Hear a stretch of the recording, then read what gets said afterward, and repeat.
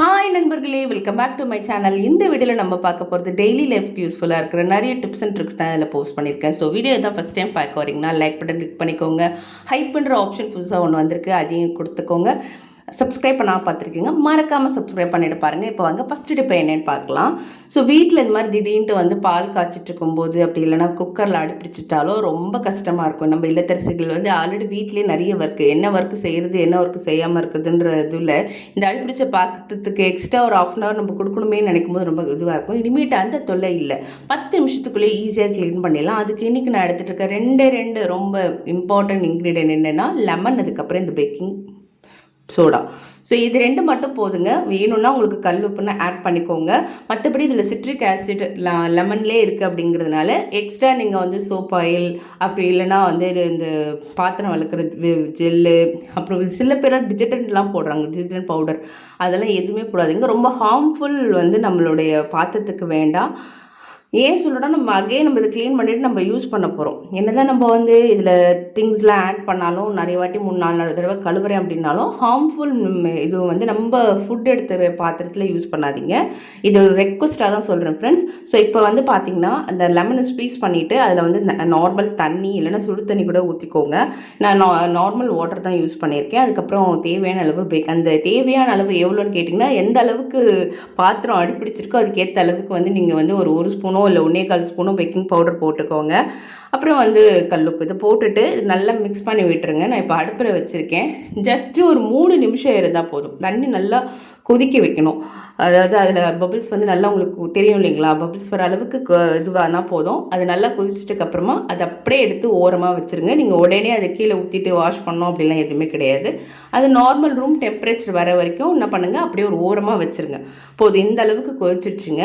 So நான் என்ன பண்ணேன், ஒரு கரண்டி இது மாதிரி நல்ல ஷார்ப்பாக இருக்கிற மாதிரி இது கரண்டி எடுத்து நான் அப்போவே வந்து கிளறி விட்டுட்டேன். ஸோ அப்படி கிளறி விடும்போது பார்த்தீங்கன்னா ஆல்ரெடி வந்து அந்த பாயில்லையே அந்த கீழே இது பிடிச்சிருக்கும் இல்லைங்களா, அடி பிடிச்சிருக்குங்களா, அது வந்து நல்லா இதில் வந்துடும். ஸோ அதுக்கு வந்து பார்த்திங்கன்னா இந்த மாதிரி ஷார்ப்பாக கார்னரில் எட்ஜஸ்டில் வந்து பார்த்திங்கன்னா நல்ல ஷார்ப்பாக இருக்கிற மாதிரி நான் இந்த சின்ன ஜல்லிக்கரண்டி தான் யூஸ் பண்ணியிருக்கேன் இன்றைக்கி. இந்த மாதிரி இருக்கிறத பார்த்திங்கன்னா அப்புறம் சைடில் நம்மளே அந்த கொதிக்கிற டைம்லேயே நம்ம ஓரளவு அதில் நீவி விட்டோம்னு வச்சுக்கோங்களேன், அதுலேருந்து நிறைய வந்து அடிப்பிடிச்சிருக்க பக்கெலாம் வந்து வெளியே வந்துடும்.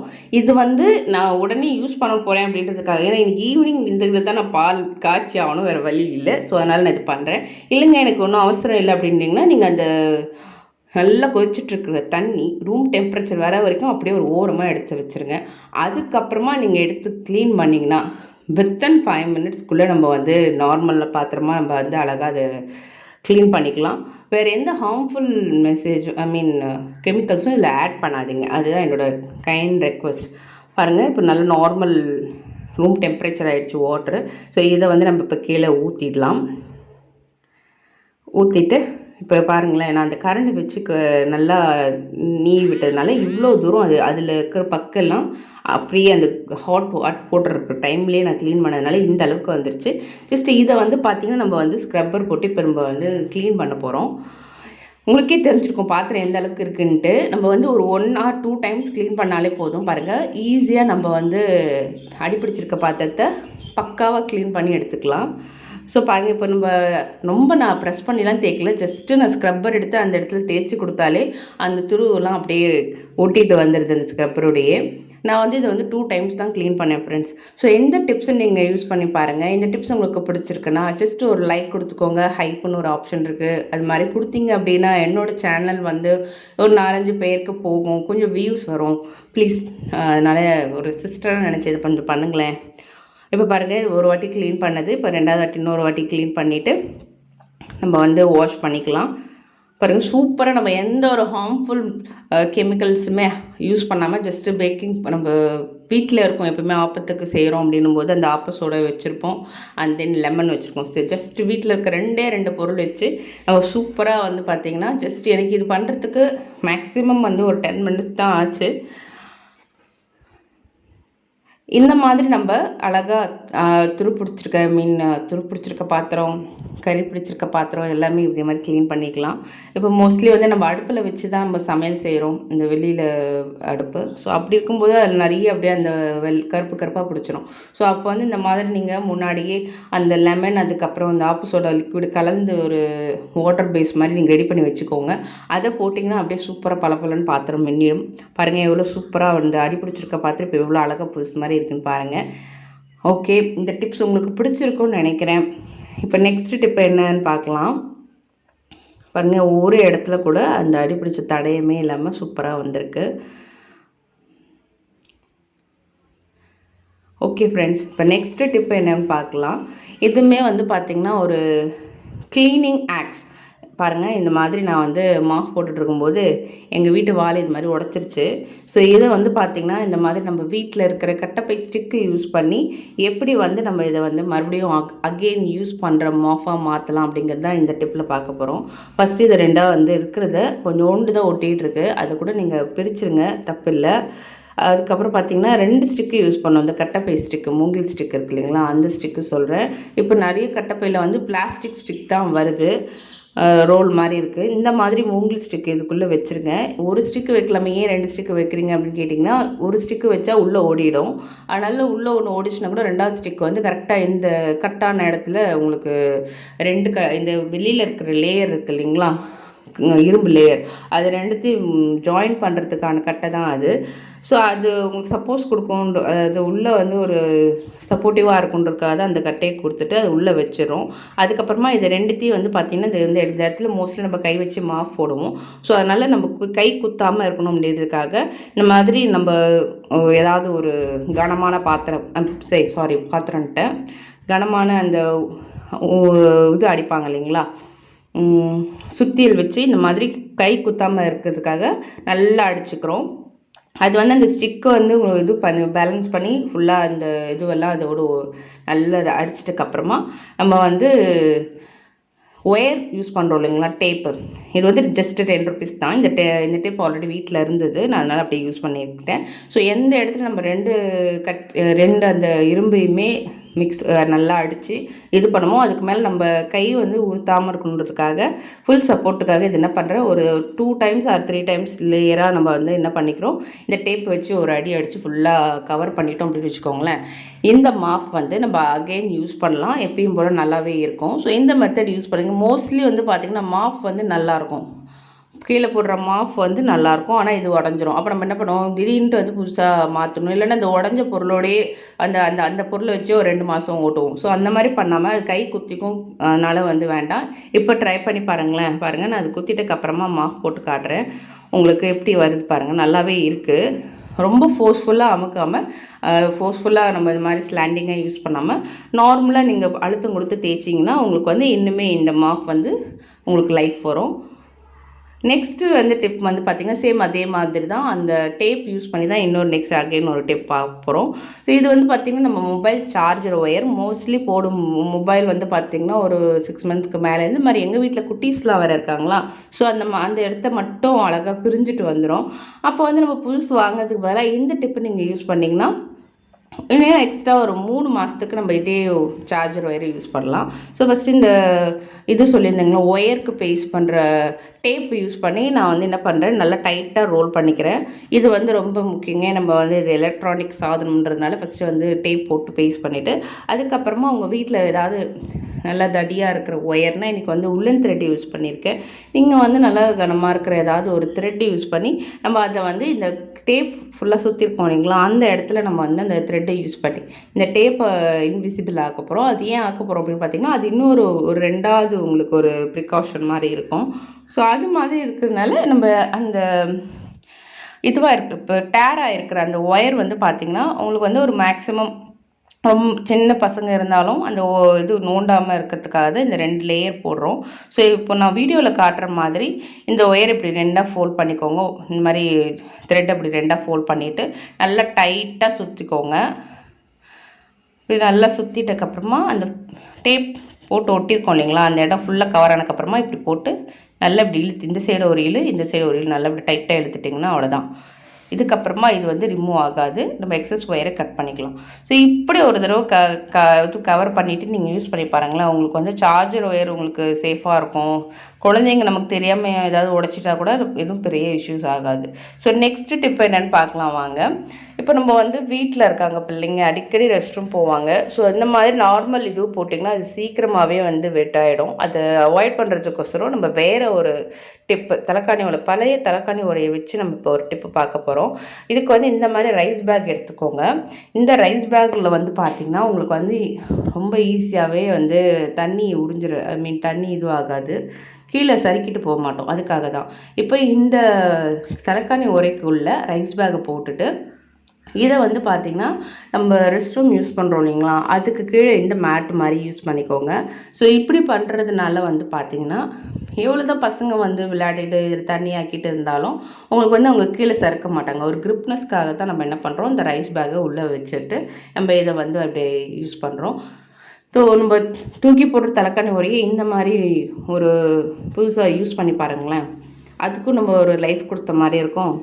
அந்த பிள்ளைங்களும் வந்து வலிக்கு விழாது, கிரிப்னஸ் இருக்கும். அந்த ரைஸ் பேக்கோட கிரிப்னஸ் இருக்கிறதுனால அவங்க கீழே வலிக்கு விழ மாட்டாங்க. ஸோ நெக்ஸ்ட் டிப் வந்து பார்த்திங்கன்னா, இது ரொம்ப வருஷமாக என்கிட்ட யூஸ் பண்ணிகிட்டு இருந்த சிசர், இது வந்து ப்ரோக் ஆகிடுச்சு. ஸோ இதை வந்து நான் வந்து மறுபடியும் அகெயின் இந்த க்ளூ யூஸ் பண்ணி பேஸ்ட் பண்ணிவிட்டு இதை வந்து நம்ம ஒரு க்ளீனிங் ஆக்ஸாக யூஸ் பண்ண போகிறோம், இந்த ப்ரோக்கான நைஃபை. ஸோ என்னென்னத்துக்கு யூஸ் பண்ணலான்றதை இந்த வீடியோவில் காட்ட போகிறேன். இந்த கம்மே வந்து பார்த்திங்கன்னா என்னோடய பொண்ணு ப்ராஜெக்ட்டுக்காக வாங்கியிருந்தது. ஸோ அது என்ன ப்ராஜெக்ட் பண்ணியிருந்தேன்ற வீடியோவும் ஆல்ரெடி போஸ்ட் பண்ணியிருக்கேன். அந்த வீடியோவும் நான் லிங்க் டிஸ்கிரிப்ஷனில் கொடுக்குறேன், வேணும்னா பாருங்கள். அவளுக்கு வந்து மர்மைடு ட்ரெஸ் ரெடி பண்ணுறதுக்கு இதுதான் பண்ணியிருந்தேன். அதை தவிர்த்து 2-3 ஆக்ஸ் அவளோட ப்ராஜெக்ட் ஒர்க்குக்காக பண்ணது. ஸோ அதுக்கப்புறம் என்னோடய பையனோட கையச்சு காலச்சு வீடியோவும் இந்த க்ளூ வச்சு யூஸ் பண்ணி தான் நான் பேஸ்ட் பண்ணி அது ஃப்ரேம் போட்டது. ஸோ 2 வீடியோவுமே நான் உங்களுக்கு டிஸ்கிரிப்ஷனில் ஆட் பண்ணுறேன், டைம் இருந்ததுன்னா போய் பாருங்கள். ஸோ இந்த மாதிரி பால் அடிப்பிடிச்சிருக்கு, பால் பாத்திரத்தை நம்ம இந்த மாதிரி இந்த ப்ரோக் பண்ண கத்தி இருக்கு இல்லைங்களா, அதே மாதிரி நம்ம சரி பண்ணிட்டக்கப்புறமா இப்படி யூஸ் பண்ணலாம். ஸோ இது மாதிரி நல்லா நம்ம ஒரு தடவை அதை வந்து அந்த கத்தியை நைஃப் வச்சு நல்லா இது பண்ணிவிட்டு அதுக்கப்புறமா ஸ்க்ரப்பர் வச்சு நீங்கள் வந்து தேய்ச்சிங்க அப்படின்னா சீக்கிரமாகவே வந்து பால் பாத்திரத்தை க்ளீன் பண்ணிடலாம். நெக்ஸ்ட் இந்த மாதிரி நம்ம வாட்டர் கேன் எடுக்குங்களா, சில்வர் வாட்டர் கேனில் அங்கங்கே துருப்பிடிச்சிருக்கு அப்படின்னா இந்த நைஃப் வச்சு நம்ம லைட்டாக அந்த ஆயில் அப்ளை பண்ணிக்கோங்க அந்த துருப்பிடிச்ச வாட்டர் கேன் மேலே. அது ஒரு 10 மினிட்ஸ் போனதுக்கப்புறமா இந்த நைஃப் வச்சு நம்ம துருப்பிடிச்ச இடத்த நல்லா சுரண்டி விட்டோம்னு வச்சுக்கோங்களேன், அப்படியே புதுசு மாதிரி ஆகிடும். பாருங்கள், இது மாதிரி நல்லா இப்படி துருப்பிடிச்சிருந்ததை நல்லா க்ளீன் பண்ணிவிட்டு இப்போ தொடச்சி வாஷ் பண்ணி காட்டுற பாருங்கள், அந்த துருவே இல்லாத மாதிரி இருக்குது. ஸோ எப்பவுமே நம்ம வந்து எங்கள் அம்மா எங்கள் பாட்டிலாம் சொல்லுவாங்க, சிறு துரும்புமே பல்குத்த உதவுண்டி, அதனால வந்து தூக்கி போடாது அப்படின்வாங்க. இப்போ நம்ம இருக்கிற வேகமான லைஃப் ஸ்டைலில் கத்தி சரியில்லையா, சரி ஓகே தூக்கி போட்டுடலாம், நம்ம வேறு ஒன்று வாங்கலாம். நம்ம ஆக்சுவலாக வேறு ஒன்று வாங்கிட்டேன், பட் இந்த இது வந்து வேறு என்னென்னத்துக்கு யூஸ் பண்ணலாம் அப்படின்னு பார்த்தீங்கன்னா, இப்போ நம்ம வந்து இந்த மாதிரி சில்வர் கோட்டிங்கில் இருக்கிற கேஸ் அடுப்புன்னு வச்சுக்கோங்களேன், இது நான் வீக்லி ஒன்ஸ் அப்படி இல்லைனா வந்து அட்லீஸ்ட் 15 டேஸ்க்கு ஒன்ஸ் அது நான் க்ளீன் பண்ணுவேன். ஸோ அப்படி க்ளீன் பண்ணுறதுக்கு இந்த கத்தி எனக்கு ரொம்ப ஹெல்ப்ஃபுல்லாக இருக்குது. ஸோ இந்த மாதிரி நம்ம பருப்பு பிடிச்சது அழுக்கு, அதுக்கப்புறம் பால் பிடிச்ச அழுக்கெல்லாம் வந்து பார்த்திங்கன்னா இந்த கத்தியை வச்சு நம்ம வந்து நல்லா சுரண்டி எடுத்துகிட்டு அதுக்கப்புறமா ஜஸ்ட் ஒரு ஸ்க்ரப்பர் வச்சு நல்லா தேய்ச்சி கொடுத்துரும் அப்படின்னிங்கன்னா உங்களோட கேஸ் அடுப்பு சுத்தமாக புதுசாகிடும். இது மட்டும் கிடையாதுங்க, நம்ம கை இடுக்கு போக முடியாத இடத்துல எல்லாமே இந்த சிசர் யூஸ் பண்ணி நம்ம பண்ணிக்கலாம். இது ஒரு க்ளீனிங் ஆக்ஸாக லைக் எப்படி சொல்கிறது, விண்டோ, அதுக்கப்புறமா வந்து நம்ம டோர், அந்த எல்லா இடத்துலையுமே நான் சில இடத்துலலாம் வந்து டஸ்ட்டு ரிமூவ் பண்ண முடியாத மாதிரி ரொம்ப மைன்யூட்டாக இருக்கும், நம்ம கை வச்சு ரிமூவ் பண்ண முடியாது. ஸோ அதுக்கு பதிலாக நம்ம இந்த மாதிரி இந்த சிசர் ப்ரோக்கான சிசர் வந்து ரீயூஸ் பண்ணலாம். ஸோ இந்த டிப் உங்களுக்கு பிடிச்சிருக்கு அப்படின்னா கண்டிப்பாக ஏதாவது ஒரு ஃப்ரெண்டுக்காவது, உங்கள் ஃப்ரெண்ட்ஸ்க்கு யாருக்காவது ஒருத்தருக்காவது ஷேர் பண்ணுங்கள் ஃப்ரெண்ட்ஸ். பாருங்கள் எவ்வளோ க்ளீன் ஆகிடுச்சு. ஃபஸ்ட்டு எப்படி இருந்தது பாருங்கள். ஸ்டவ் எப்பவுமே வந்து நான் வந்து மேக்ஸிமம் வீக்லி ஒன்ஸ் க்ளீன் பண்ணிவிடுவேன் ஃப்ரெண்ட்ஸ். ஓகே, நெக்ஸ்ட் டிப் என்னென்னு பார்க்கலாம். இது வந்து அரிசி களைஞ்ச தண்ணி ஃப்ரெண்ட்ஸ். எதுக்காக எடுத்து வச்சுருக்கேன் அப்படின்னு பார்த்தீங்கன்னா, இந்த மாதிரி புதுசாக வாங்கியிருக்கிற மண்பானையை எப்படி பழக்கிறதுன்றது தான் இந்த வீடியோவில் பார்க்க போகிறோம். ஸோ இது டிப்ஸாக தான் நான் உங்களுக்கு யூஸ் பண்ணுறேன். ஏன்னா இப்போ நிறைய பேர் வீட்டில் இந்த இயற்கை முறையாக மாறும் அப்படின்னு சொல்லிட்டு ரெகுலராகவே சில பேர் வீட்டில் வந்து குழம்பு வைக்கிறது, மீன் குழம்பு வைக்கிறது எல்லாமே வந்து ரெகுலருக்காக யூஸ் பண்ணிகிட்டு இருக்காங்க மண் பாத்திரத்தை. ஆனால் டக்குன்னு ப்ரோக் ஆகிடுது. இந்த மெத்தட் யூஸ் பண்ணி நீங்கள் பழகிக்கிட்டீங்க அப்படிங்கன்னா 4-5 டைம்ஸ் நம்ம கை மிஸ் பண்ணி கீழே விழுந்து உடையிறது தவிர்த்து மற்றபடி நீங்கள் அடுப்பில் வைக்கும்போது அது உடையவே உடையாது. இந்த மெத்தடில் ஃபாலோ பண்ணி பழகிக்கோங்க. இது எங்கள் அம்மா எனக்கு சொல்லி கொடுத்தது.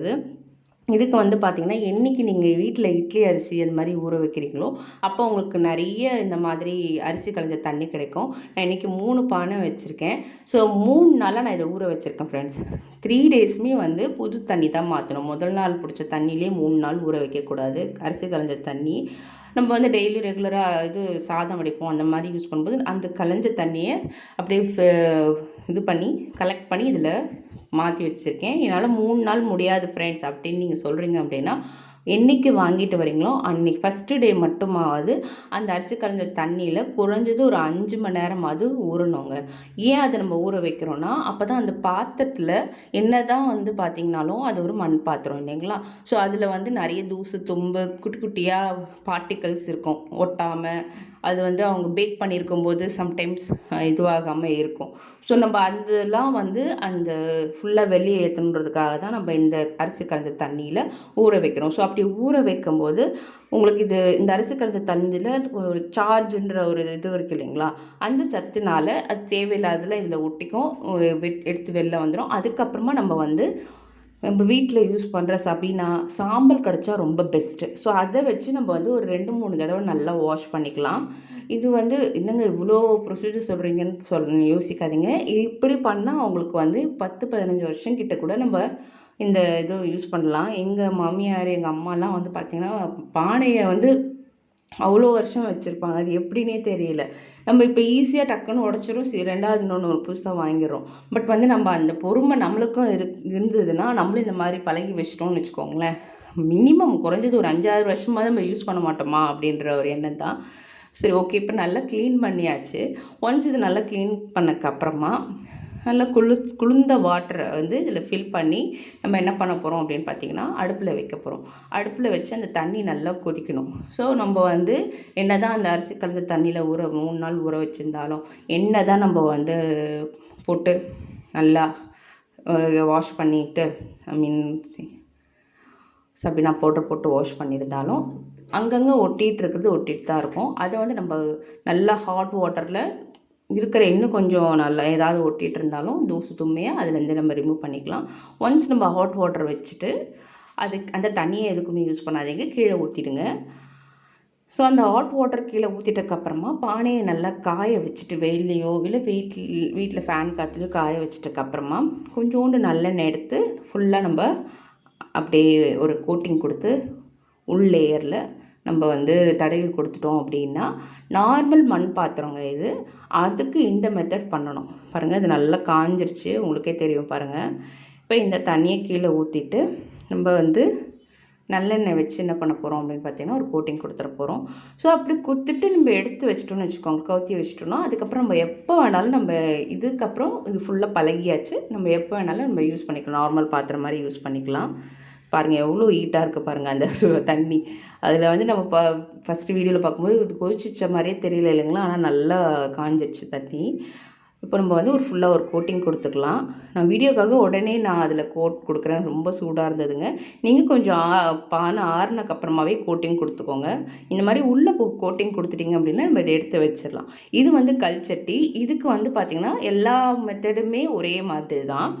நல்லா கொதிக்க வைக்கிற தண்ணி வச்சு நம்ம இது பண்ணிடுறோம். அதுக்கப்புறமா என்ன பண்ணுறோன்னு பார்த்தீங்கன்னா எண்ணெய் அப்ளை பண்ணக்கூடாது. வீட்டில் வடிச்சிருக்க சாதம் இருக்கு இல்லைங்களா? அந்த சாதம் வந்து கொஞ்சமாக இதில் போட்டு நம்ம வந்து எப்பவுமே கடைவோம் இல்லைங்களா? அந்த கடையில் இதை வச்சு இந்த மாதிரி நல்ல, ஏன்னா அது கீழே வந்து கல் ஃபிக்ஸ் பண்ணியிருப்பாங்க. ஸோ அதுக்காக வேண்டி நம்ம அதுக்கு பேர் தான் இதுக்கு கல்சட்டினே பேர், ஓகேங்களா? அதில் வந்து நம்ம இது மாதிரி இந்த கல்சட்டிக்கு மட்டும் இந்த பழக்கத்தை யூஸ் பண்ணோம். நம்ம ஆயில் எல்லாமே சேம் ப்ரொசீஜர் தான்.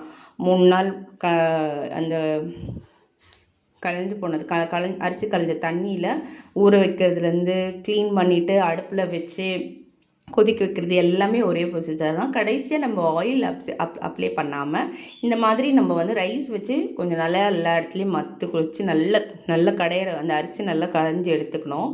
அதுக்கப்புறமா இது அகெயின் வந்து என்ன பண்ணணும் பார்த்திங்கன்னா, ஒரு வாட்டி வாஷ் பண்ணி எடுத்து வச்சிட்டோன்னா இந்த கல்சட்டி பயன்படுத்துக்கு யூஸ் பண்ணிக்கலாம். நம்ம டெய்லியுமே சாம்பார் வைக்கிற பருப்பு யூஸ் பண்ணுறோம், இல்லை கீரை வைக்கிறோம், கீரைக்கு அந்த மாதிரி பருப்பு கிடைக்கிறதுக்கு இந்த இது யூஸ் பண்ணிக்கலாம். ரொம்ப ஹெல்ப்ஃபுல்லாக இருக்கும். இந்த மெத்தட் ட்ரை பண்ணி பாருங்கள். இப்படி ட்ரை பண்ணி நீங்கள் பானையை பழக்கப்படுத்திட்டீங்க அப்படின்னா இது ஊர்லலாம் கிராமத்துலலாம் இப்படி தான் பண்ணுவாங்க ஃப்ரெண்ட்ஸ்.